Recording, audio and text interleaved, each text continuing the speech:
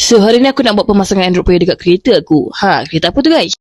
Pemasangan player ni aku nak buat dekat kereta aku, produk Ativa. Aku pilih Android player brand Arcade, saiz 10 inci, kapasiti 2 plus 64GB. Android player ni banyak gila function dan yang paling best sekali, korang akan dapat free reverse camera. Android player dekat produk Ativa aku ni guys, memang boring gila tu. Nak buat pemasangan Android player ni memang senang gila sebab jenis PMP, plug and play, tak kacau wiring guys. Uish, dia siap pasang nampak handsome pula kan. Android player ni guys, memang banyak gila aplikasi. Termasuklah aplikasi yang paling famous sekali, wajib ada dekat dalam setiap Android player, aplikasi YouTube. Skrin Android player ni jenis QLED 1280. Walaupun korang tengok movie daripada aplikasi YouTube, skrin tetap cantik guys. Android player ni ada banyak lagi aplikasi macam YouTube, Netflix. Kalau korang rasa tak cukup lagi, korang boleh je download letak dekat dalam Android player ni guys.